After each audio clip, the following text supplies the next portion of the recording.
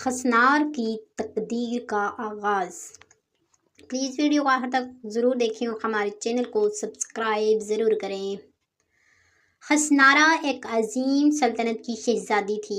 وہ خوبصورت، ذہین اور دلیر تھی، مگر اس کے دل میں کچھ کمی محسوس ہوتی تھی۔ اس نے اکثر محل کے باغ میں بیٹھ کر جادوئی کہانیاں اور پراسرار دنیا کے بارے میں سوچا۔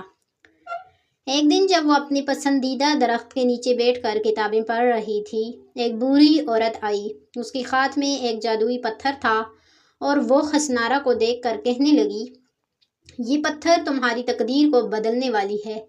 تمہیں ابھی تک اس کی حقیقت کا علم نہیں، مگر یہ پتھر تمہیں وہ راستہ دکھائے گا جس کا تمہیں خواب تھا۔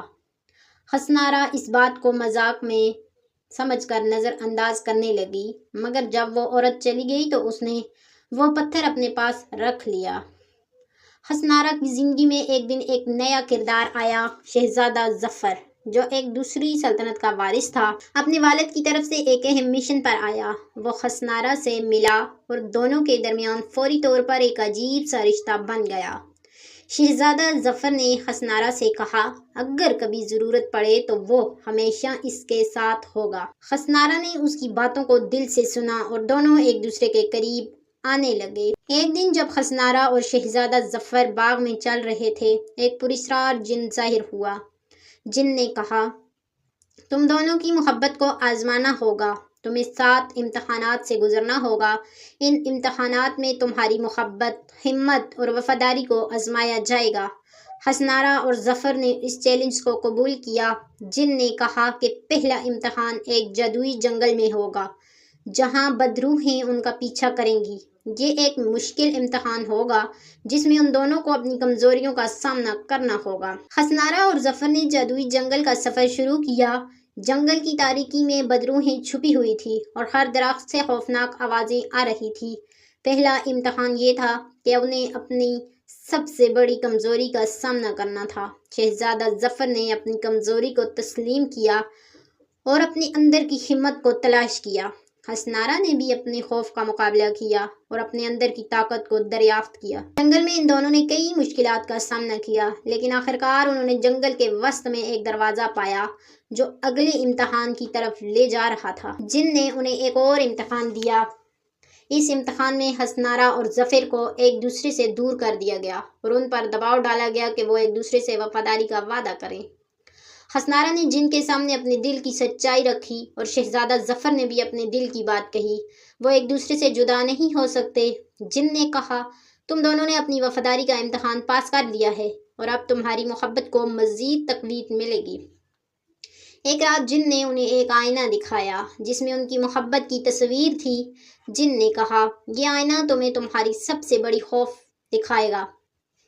خسنارہ اور ظفر نے آئینے میں اپنی تصویر دیکھی، لیکن جن نے کہا، یہ تصویر تمہیں دکھاتی ہے کہ تم دونوں میں سے کوئی ایک دوسرے کو چھوڑ دے گا۔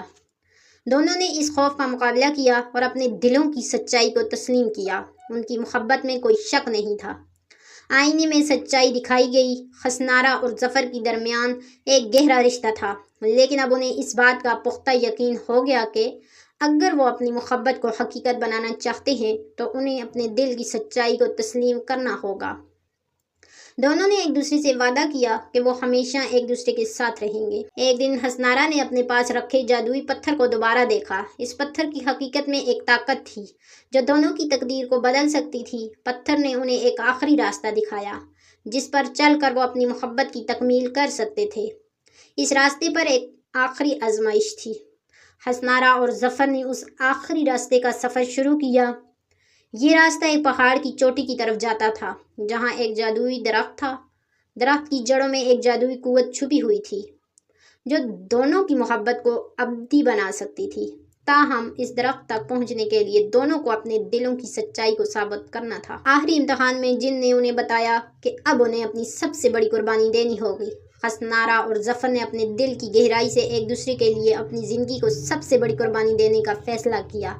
ان کی محبت کی سچائی اور قربانی نے آخرکار جادوئی درخت کو جگایا اور اس درخت سے ایک ایسی طاقت حاصل ہوئی جو دونوں کو ہمیشہ کے لیے ایک دوسرے کا ہم سفر بنا دے گی۔ جادوئی درخت کی طاقت سے دونوں کو ایسی جادوئی قوتیں ملی جو ان کی محبت کو ہمیشہ کے لیے ابدی بناتی تھی۔ جن نے کہا، تم دونوں نے اپنی محبت کو سچائی اور قربانی سے ثابت کیا ہے۔ اب تم دونوں کی تقدیر ایک ساتھ جڑی ہوئی ہے اور تمہارے راستے ہمیشہ روشن ہیں۔ حسنارا اور ظفر اپنے وطن واپس آئے جہاں ان کی محبت کو سلطنت بھر میں تسلیم کیا گیا۔ وہ دونوں ہمیشہ ایک دوسرے کے ساتھ رہے اور ان کی محبت کی کہانی ایک مثال بن گئی۔ ان کی محبت نے دنیا کو یہ سکھایا کہ سچی محبت میں طاقت ہوتی ہے جو کسی بھی مشکل کو شکست دے سکتی ہے۔